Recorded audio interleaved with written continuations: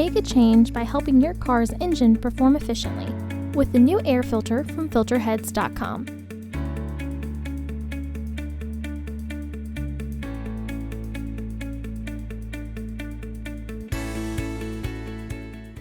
To access the air filter, first open the hood.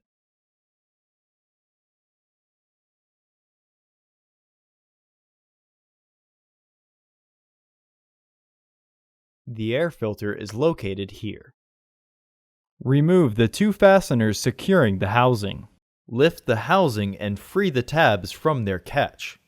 Remove the old filter from the housing and clean out any debris inside. Install your new AF7845 filter into the housing.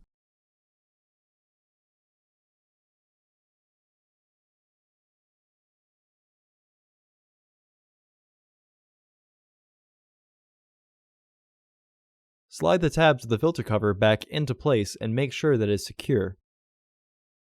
Once the filter is fully flushed and the housing is aligned, re-engage the fasteners. Close the hood. Visit our website to order your filter to ensure that it fits.